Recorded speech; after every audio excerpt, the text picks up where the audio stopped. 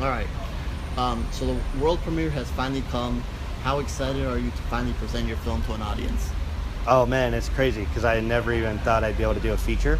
So it's like the fact that we're actually at a festival and premiering is just like, I don't know, like I literally never thought this would ever happen in my life. Like I never thought I'd be able to do a feature, much less, be at a cool festival and like in a place that's not like next door at my neighbor's house. You know what I mean? It's just, it's crazy. So yeah. Can you tell us what Artik is about? Yeah, so Artik is about a comic book obsessed serial killer who's trying to train his son to take his place. And along the way, his son befriends a mysterious, straight edge guy. And that friendship kind of threatens to ruin the bond between the father and son. Where did you get the idea for the movie from? Well, a couple things.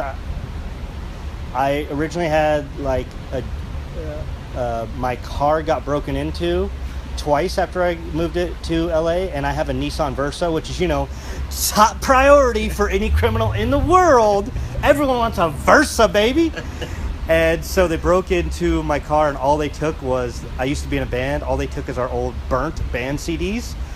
And I was like, of all things, you took that? And I just remember there was shattered glass everywhere, blood all over the window. And then in the corner on the wall, someone spray painted ATK.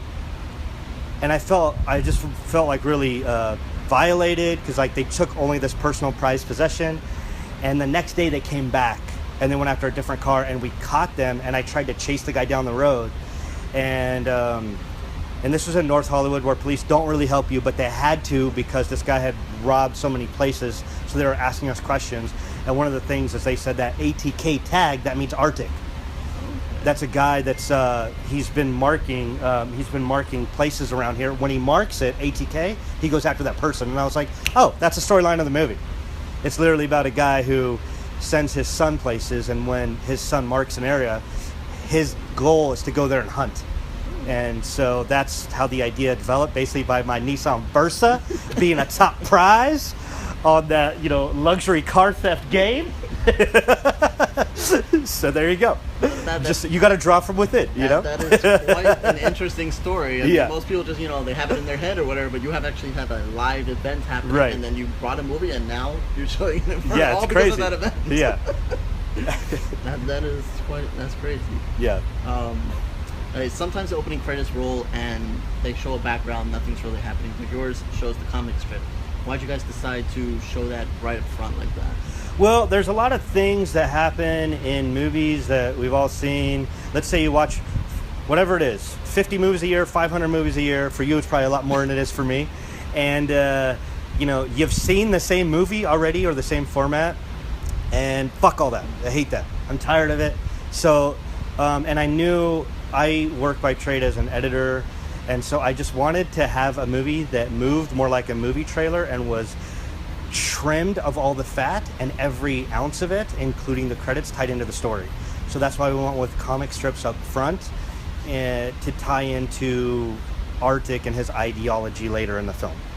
And I just thought it was a nice kind of bookended way to go about giving people like a normal technical aspect of every film as you show the credits, but just not have any wasted time, I agree with that. It's good to have that up front. Like you said, not wasting any time. It gives you something to kind of think about before you even know really what's going on. And also was something that helps set the mood and add a little pacing right off the bat before, and you don't really realize it. You're just watching the movie flow, and then it kind of, you start to finally see what's happening after, maybe a minute or two has passed. You're like, oh, I didn't realize they're doing this thing up front. I wonder if this ties in later. And so I just thought it was a nice touch to add. Yeah, and then, exactly. And then when you're watching it and then you see him actually there in front of all the pictures, and you're like, oh, okay. Right. And then you think, okay, that's what happened in the beginning. Yeah. And you start piecing everything together. Yeah. Artik is a simply terrifying character. He's terrifying. And is really brought to life by Jerry. Can you talk about his performance and you directing him in the movie?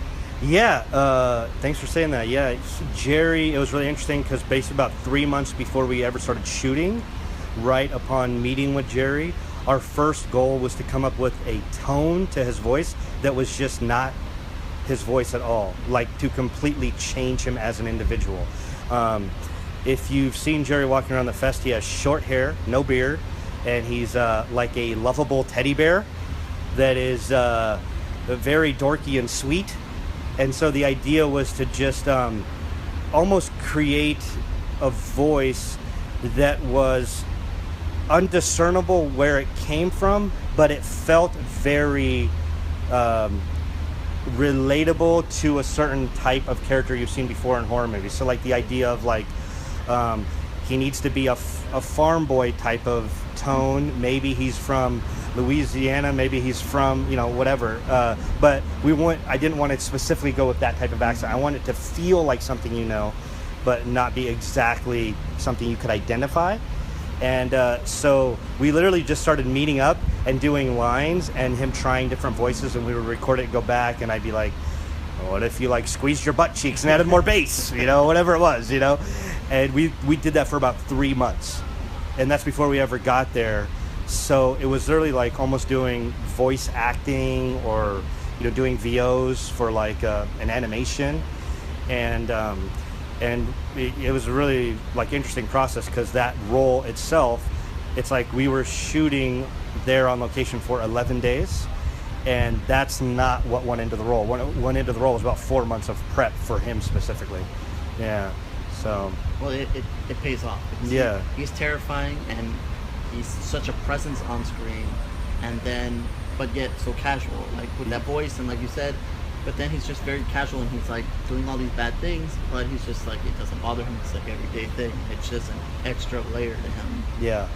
Yeah, so it was also a little bit based on my dad. My dad was very strict, and I was really kind of like depressed when I wrote the movie, because my dad had just passed away, and it was this weird, almost like just writing out my thoughts that morphed into the character of this serial killer, which my dad was not a serial killer, but mentally, you know, he could have gone there, you know?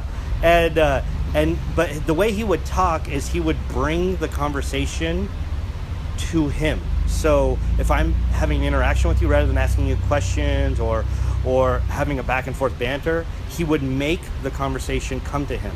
He would make you ask questions out of being uncomfortable. And I really thought that was an interesting way to also, you give a character an interesting voice, and then you bring this weird presence to him. And so that was another factor we worked on before we ever shot, was this idea of, okay, normal people ask questions like this, but how does Artik ask a question? And it's like, well, he doesn't. He like fills you out.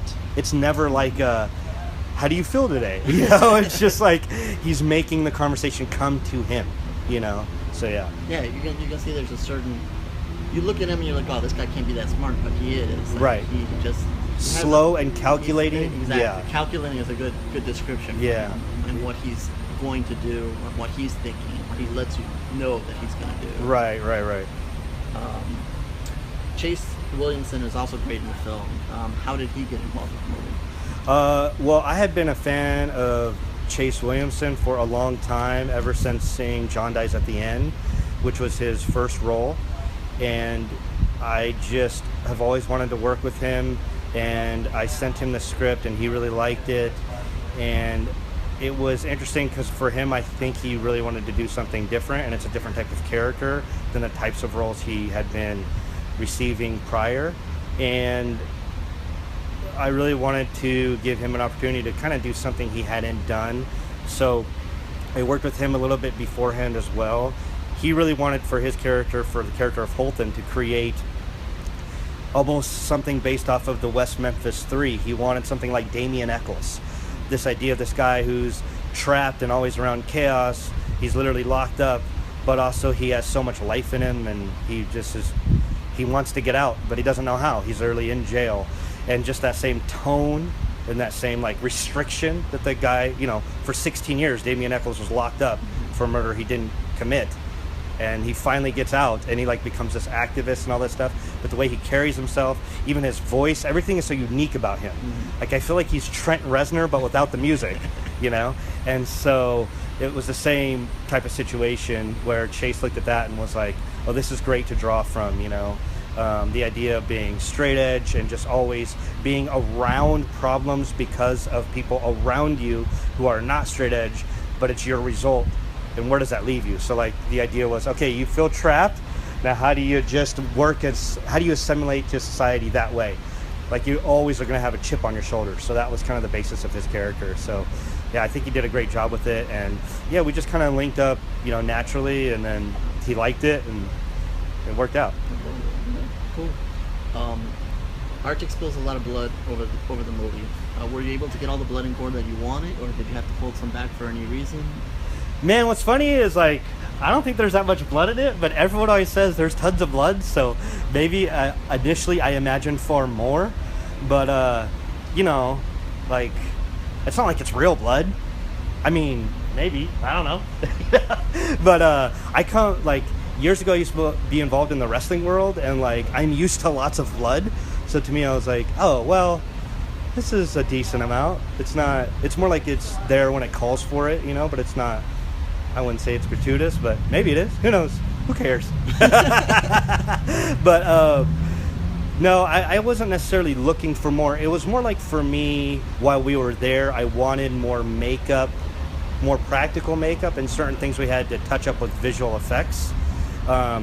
So maybe expectation-wise, I wanted more while we were there. I was hoping not to have to like kind of save certain things later, which is just a problem we ran into and indie filmmakers run into. You don't get enough days or enough time and you have to add more. But I would say I'm pretty happy with how much is in there now, Okay. Yeah. Okay. Yeah. So some filmmakers say, I wanted to, but the studio didn't let me, or we didn't have enough money, so there's always reasons, or, Right. Like in many comics, there's always a battle of good versus evil. So here we have Artik and Holton, and each of them have their strong beliefs, and they go head to head. What message do you want fans to walk away with as a result of that battle that they go at? Oh man, I don't know. That's a crazy question. I don't know. Just whatever message they want. Whatever they take from it. Yeah, the message is, insert whatever political. I don't know. Yeah, but this is the part where you make me look smart. Like, Tom went on a bender and talked about how children from the Serengeti are the reason for. I don't know. It's just that each character has their beliefs, and you see them face off, and neither of them really want to give up their position. Until it becomes the breaking point, and then the movie goes down the final scene. Yeah, I think for me the main idea there was just to show.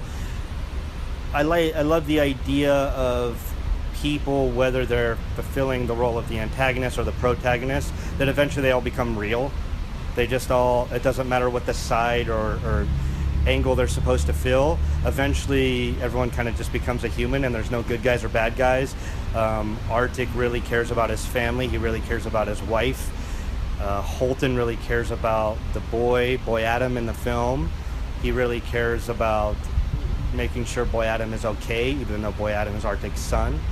So there's a lot of, like you said, push and pull with the idea of they don't necessarily know where they're going, and they don't really want to be pushed that far, but once they are forced to, that's what happens. You just turn human, and you just go for, you still care for others, and you're still fighting for your life. And that was like the main idea. But in terms of a message I want to get out there, I guess the only thing I could say is I don't really see straight edge characters in movies. There's so many movies where everybody is like, everything has to follow a certain trajectory of it has to be this type of character or that character, or I don't really see characters that are, I mean, it sounds weird, farmers that are or whatever, like I just wanted to present some characters in different ways. But there's no real message to the movie, other than like I love Doritos, and I feel like if I could get a sponsorship with Doritos, that's the main point of the movie. So yeah, yeah. No, that's so cool. Yeah. You were both a writer and director. Obviously, this is all you. What was your biggest challenge over the course of the... This is the first thing I've ever wrote, so the biggest challenge was just figuring out not only just how writing works. But technically, even now to this day, and I want to make sure everyone hears this, I don't know how to write a script. Like, technically, I'm still figuring out the formatting. So just there's no limitations. If you feel like writing, you can literally just pick up a pen and pencil. You don't have to understand how final draft or anything works. Like, anybody can make a movie. And so that was kind of the hardest aspect, was just learning everything about an entirely new subsect of like filmmaking that maybe I had ideas about, but I never actually really tried. And so this is the first feature film I've ever written, and that was the hardest challenge. The other hardest challenge was just the idea of getting up and like pushing yourself to do it, because everyone's going to tell you 1,000 different ways why you shouldn't make a movie. That's how it goes when you're doing your first feature. Everyone is going to tell you no a million different ways, and so it's up to you to just finally hear the yes, and that comes from within. So it's just like the pushing yourself consistently. That's the hardest part.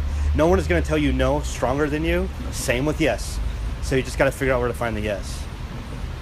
Yeah. No, I definitely. We heard some filmmakers over the course of the festival so far, and some of them are like that. If you can tell that they have to drive the project. Right. If you're passionate enough, everybody else will go with you. If you're not, then it's just not going to work. So right. You got to lead the charge. Right. Down the road to make it happen. Right. So what is it about horror that you love and gets you to make a movie like this? I feel like I love every genre, and horror is just the one that this story fit the best in. But specifically about horror, I feel like it gives the opportunity for a lot of people to communicate in their own way while still retaining their like fandom. While I feel like a lot of times if you're like leaning towards a drama or a romantic comedy, there are specific guidelines that tell you what it should be. And with horror, it could literally be anything. You could have a horror comedy, you could have like a horror drama, romantic horror. Who was it? Birdemic? That guy coined romantic horror. Yeah. So you could have anything you want, you know. And so that's what I feel like is a lot of different genres within the genre. There isn't different flavors. It's just that genre. And with horror, it's kind of like a slice of life of anything, you know. So I think that's the main thing I appreciate about horror films, you know. Yeah, awesome. And especially when you come to a festival like this, you see all. Yeah, you see everything. And it's displayed right for you. Yeah, Daniel Isn't Real, Bliss, Artik. Yeah. There's so many different villains we just saw last night. Okay. There's so many different types of movies. So yeah, that's what horror is for. Everyone can get their own voice within horror, and you don't have to. Maybe across other genres, it's a little harder to be as selective with what your voice is, because you have to stick to the parameters of the genre. So I feel like there's more freedom. Okay. Finally, what's next for Artik and what's next for you? We have an international premiere coming up in Mexico at Macabro, and I don't know if I could tell you that yet. Oh wait, no, they already announced it actually. Okay. So. Yeah. So you could just cut out all me, or just leave it in. Whatever you feel like doing. It's your show. Or get you in trouble. Yeah. And then, we just have some festivals coming up. Our release date is September 10th on Blu-ray and VOD. And we have a limited theatrical run before that. And other than that, we have a few kind of like surprises in the works. And then that's kind of what's next for the film, is just seeing how it does. And I've never really been in this position, so honestly, like, I don't even really know how to answer that question, because I don't know what happens now. I don't know if I get the Doritos sponsorship right away, or if I need to wait, if I should just go buy some. I don't know. And then next for me is honestly I don't know either, because one of the biggest bucket list items for my life was like, I just want to do a feature. And so now that's happened, so I'm just like, do you just die now, or what happens? I don't know what happens after your bucket list goal. Next item on the list. Yeah, so I don't know. We'll see, I guess. Like, it's always like, I feel like people have filmmaker answers, and for me the answer is like, just try not to be homeless again. You know? That's really it. everybody has their own thing. I mean, Yeah. everybody has their own reasons and own everything. Yeah. But thank you for sitting with us, and Yeah. hopefully you get that sponsorship. I mean, maybe Artik should have had some Doritos in the movie or something. I don't